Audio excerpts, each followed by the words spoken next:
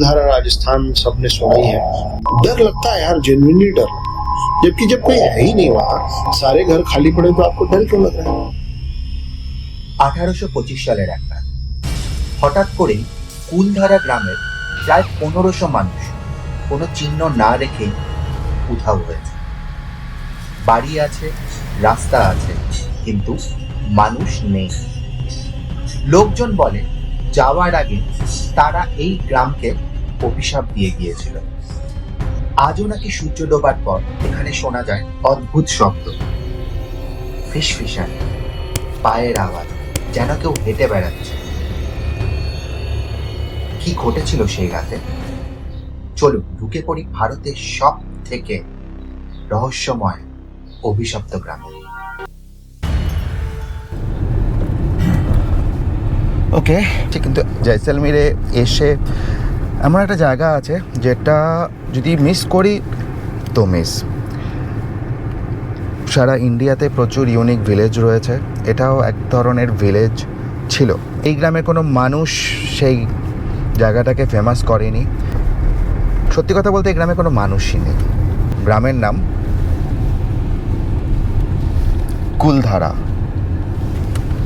জয়সলমীর শহর থেকে কুলধারা হচ্ছে 16 কিলোমিটার দূর।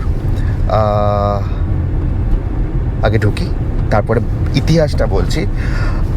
লোকে বলে কুলধারা ভিলেজ একটা হন্টেড ভিলেজ, বাট হন্টেড কিনা আমি জানি না, এখানে এমন কোনো ঘটনা হয়েছে কিনা তারও কোনো নথি নেই, কিন্তু তাও মানা হয় কুলধারা একটা हॉन्टेड विलेज। Let's go. अच्छा गाड़ी अंदर ले जानी है बाहर? हो गया ना भैया? ठीक है, हाँ चलो।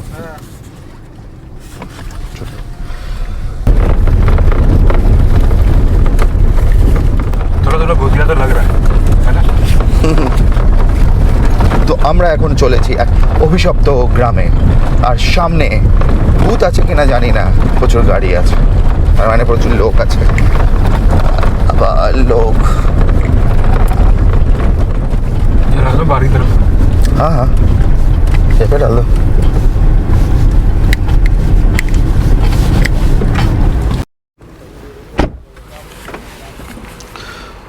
প্রচণ্ড গরম, আর গরমের মধ্যে আমি পরছি জ্যাকেট। সবাই ভাব এক সেকেন্ড यार, তাহলে জ্যাকেট পहन সবাই ভাগে পাগল নাকি, বাট পাগল না, ডাস্ট অ্যালার্জি একটা প্রবলেম আছে। ডাস্ট অ্যালার্জি থেকে বাঁচার জন্য জ্যাকেট। বাট প্রথম দিকে তো গরম লাগে, কিন্তু এরপরে গরম লাগে না। একটা এক্সাইটমেন্টের জন্য ভুলে যাই যে জ্যাকেট পরেছি কি পরিনি, কিন্তু ডাস্ট অ্যালার্জির জন্য আমি জ্যাকেটটাকে সবসময় প্রেফার করি। তো কুলধারা গ্রাম।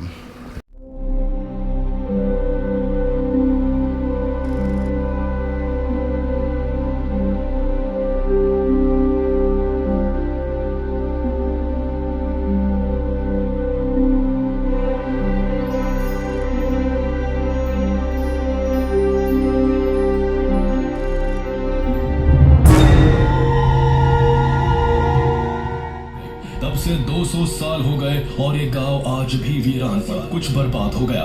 ये कहानी है भारत के सबसे हॉन्टेड माने जाने वाले गांव कुलधरा की। So, welcome to Kuldhara village.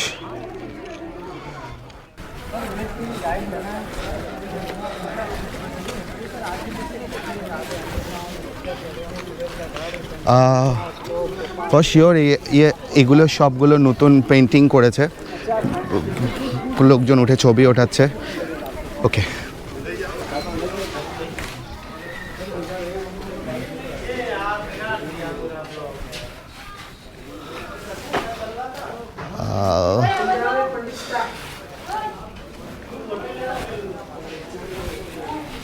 নেই অ্যাকচুয়ালি আমার মনে হয় যে পুরনো গ্রামটা সেটা আরেকটু ভেতরের দিকে, এটা একটা স্ট্রাকচার বানানো ছিল বা গ্রামের ঢোকার আগে পিছিয়ে কিছু, কিন্তু আমার এটাকে মডার্নই এখনও পর্যন্ত মনে হচ্ছে। আর যেটা হচ্ছে এখানকার লোকজন যারা ঘুরতে আসে বা এখানকার লোকজন, তাদের নাম, ভালোবাসার লোকের নাম একসাথে সব লিখে দিয়েছে।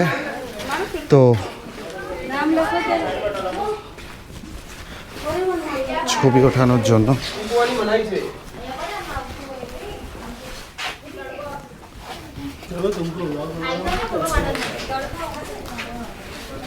জাসু মুখ, আরে পুরো ওয়াল যদি কেউ নাম আর ফোন নাম্বার দিয়ে দেয় তো ফায়দা কি? এক একটা ইটে এক একজনের নাম লেখা, रूपल, दिलीप, संजू, नंबर भी दे दिया। হ্যাঁ, এখান থেকে যদি বেরিয়ে আসি, এই স্ট্রাকচারগুলো হচ্ছে পুরনো কুলধারা গ্রামের স্ট্রাকচার। আগের পাথর এভাবে রেখে রেখে রেখে রেখে মাটি দিয়ে করা হতো। ডেফিনেটলি এটা হচ্ছে আলো রাখার জন্য, মানে প্রদীপ রাখার জন্য কোনো জায়গা না। এখানটাতে প্রচুর লোক। I want to go out.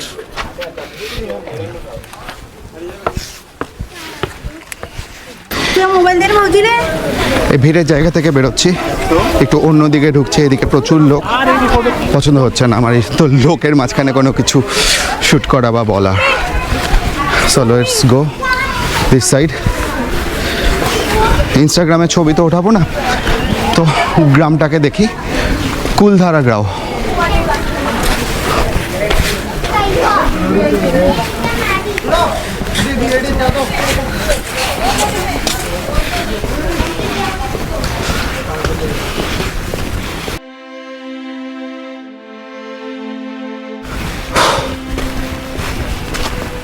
Kuldhara তো ব্ল্যাক।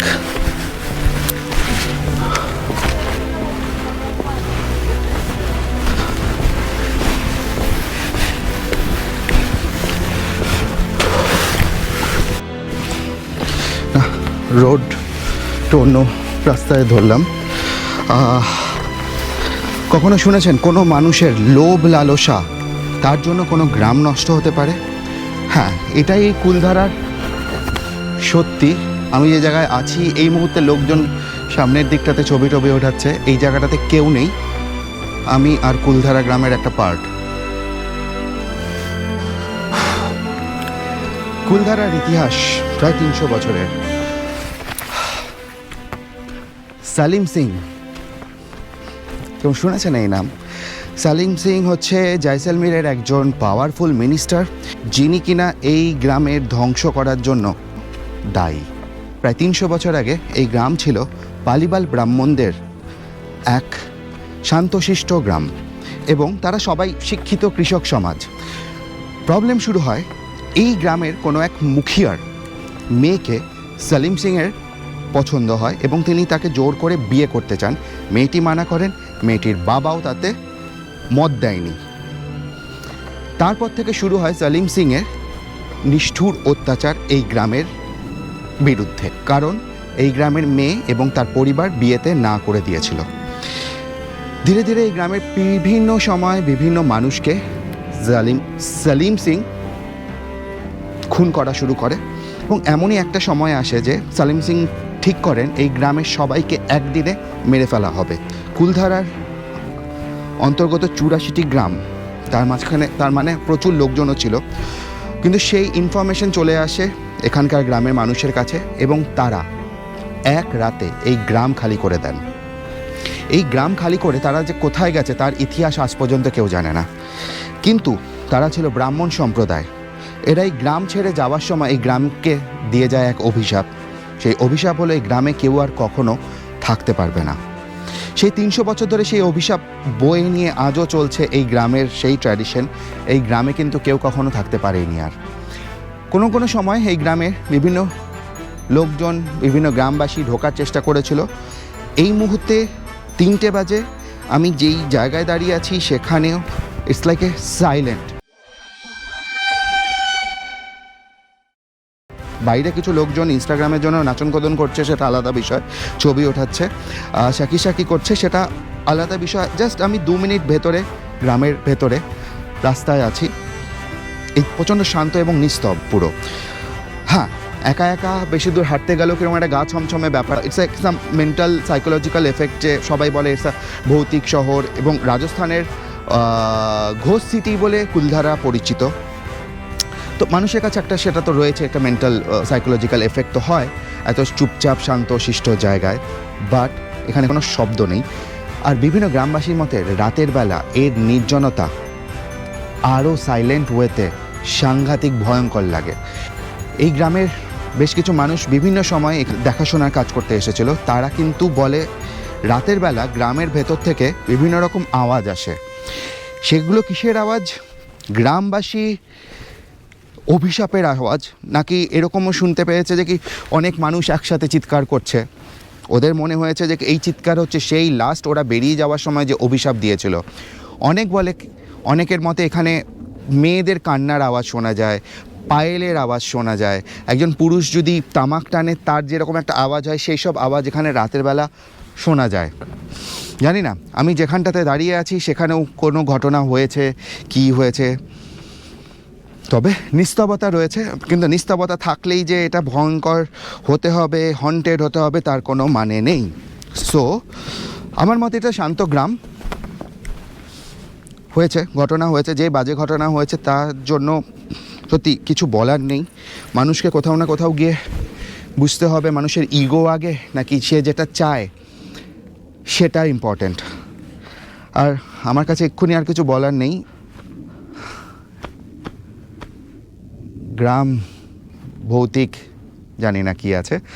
এনিওয়ে, কুলধারা গ্রাম এটাই। এখানে একটু এগিয়ে গেলে পর একটা কুয়ো রয়েছে, যেটাও খুব ফেমাস বলতে সেখানেও নাকি রাতেরবেলা লোকজন দেখে যে সাদা কাপড় পরে কেউ ঘুরে বেরিয়েছে। ইটস এ ভেরি নর্মাল আর কমন ব্যাপার। ছোটো ছোটো ঘর ছিল, সেটা বোঝাই যায়। ঘরের পেছন দিকে আবার ঘর, এখানে লাইট রাখার জায়গা। কাহা সে আয়ে হো আপ লোগ? कहाँ से आए हो? पुलसागर से। हाँ, पुलसागर कहाँ? सो যাওয়া যাক আগে সেই কুয়োর ওখানে। কুলধারা ভিলেজ। हाँ,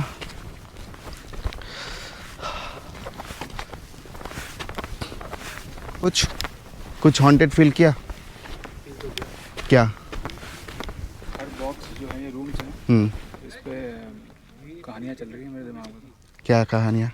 ऐसे ही यहाँ एक शहर था और लोग कैसे मतलब एक फैमिली वो एक फैमिली आपस में मस्त रहते होंगे। वो तो है। बट तो हम सबके साथ ही है लाइक। मैं भी वही सोच रहा था, मतलब ये अगर रोड है, यहाँ पे एक घर है, वहाँ पे एक घर है, एक डेफिनेटली वो वाला एक फील तो है। मतलब घर का डिस्टेंस भी ज़्यादा दूर नहीं है इधर से इधर। पता नहीं घर है या मार्केट है, मार्केट भी हो सकता है, लेकिन वहाँ पे मैंने जब वॉक किया तो सेम ऐसा ही घर का सारे स्ट्रक्चर सेम ही है। ये क्या होगा? ये तो नया डाला हुआ है। हाँ, ये सब तो नया कंस्ट्रक्शन किया हुआ है। इसमें क्या दिखने लगा? अरे कुछ नहीं, कुछ ना कुछ रेस्टिंग प्लेस। अभी लोगों को तो इंस्टाग्राम के लिए तो कुछ ना कुछ प्लेस चाहिए। मंदिर पुराना है। पहले क्या होता है ना, हर गांव के एंट्री में एक मंदिर होता है, ऐसा ही है। लेकिन मंदिर भी बाद में नया स्ट्रक्चर बनाया है।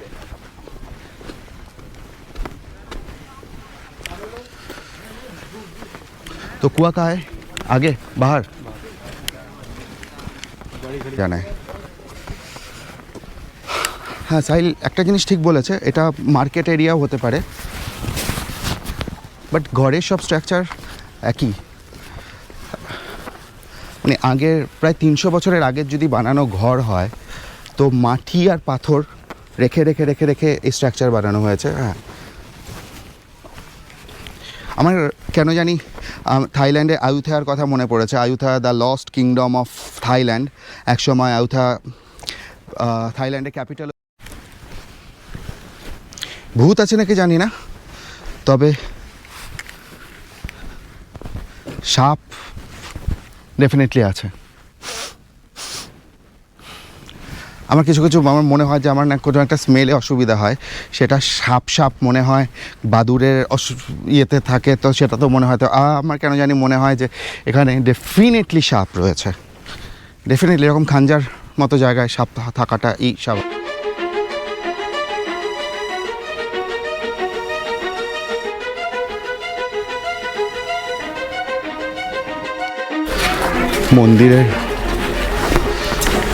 মন্দির তো এখন আর মন্দির নেই। বাদুর আছে, অনেক বাদুর আছে। মন্দিরের এখানে হয়তো বিগ্রহ থাকতো, আর এখানে আছে বাদুর।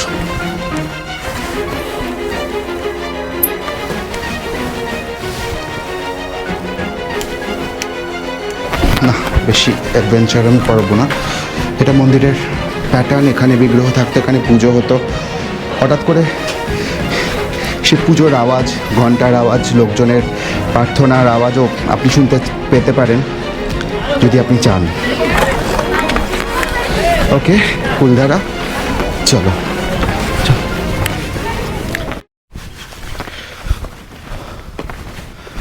কুয়া, প্রায় 300 বছরের পুরনো কুয়া। এখানে বেশ কিছু কুয়া রয়েছে।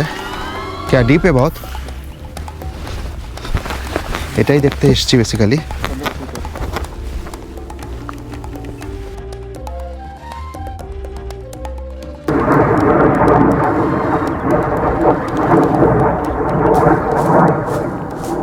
ফাইটার জেট যাচ্ছে, সেটাই খোঁজার চেষ্টা করছি, কিন্তু দেখতে পাচ্ছি না, সাউন্ড শুনতে পাচ্ছি, এতটাই স্পিডে যাচ্ছে। এটাও আরেকটা, এখানে 2-3টে কুয়ো রয়েছে ব্যাক টু ব্যাক। ওখানে একটা কিছু নতুন কনস্ট্রাকশন হচ্ছে। বিভিন্ন কেয়ারটেকারের কথা এটাও শোনা যায়, রাতের বেলা এই কুয়োর এখানে কোনো একজন মহিলার কান্নার আওয়াজ শোনা যায়, এবং মনে করা হয় এটি হচ্ছে সেই মহিলা যাকে মিনিস্টার জোর করে বিয়ে করতে চেয়েছিল। জানি না কোনটা সত্য কোনটা মিথ্যে, সবই গল্প বাবা।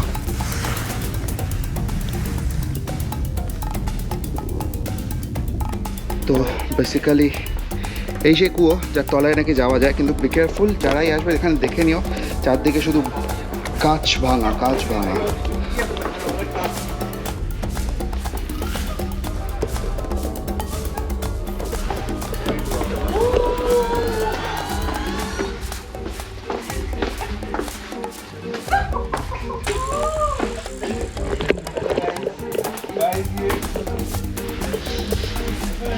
আচ্ছা, এখানে বিভিন্নভাবে একটা জায়গায় আমি দেখতে পাচ্ছি গণেশ ঠাকুরের একটা, বা অন্য কোনো গণেশ ঠাকুরই মনে হচ্ছে না, ইঁদুর সময় একটা জায়গায় স্ট্রাকচার রয়েছে, বাট কুয়ো তো एंट्री पे হ্যাঁ। वहाँ से देखिए। হ্যাঁ, এখানে সরস্বতী তো মনে হচ্ছে। অদ্ভুতভাবে এখানে কিন্তু রাজস্থানে প্রচুর গণেশজি আর সরস্বতীজির অদ্ভুত বিভিন্ন স্ট্রাকচার, বিভিন্ন মূর্তি রয়েছে। ভালো পুরনো কুয়ো, ভালো, কিন্তু প্রচুর কাঁচ ভাঙা। আমার মনে হয় লোকে উপরে বিয়ার খায় আর নিচে এখানে ভাঙে। Very smelly.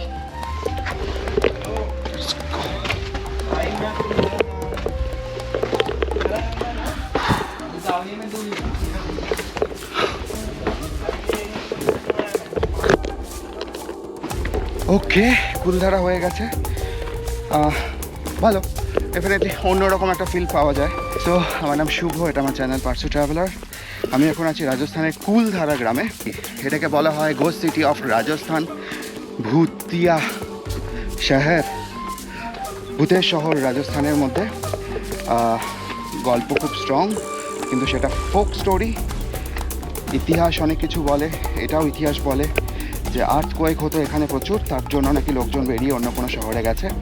ঠিক আছে, কোথাও তারপরে রাজস্থান ট্যুরিজম বুদ্ধি লাগিয়েছে, এটাকে ট্যুরিজম ডেভেলপমেন্টে লাগিয়ে দিয়েছে।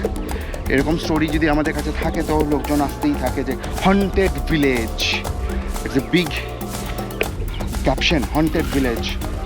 তো লোকজন সেই টানে, হন্টেড ভিলেজ বলে লোকজন সেই টানে আসে।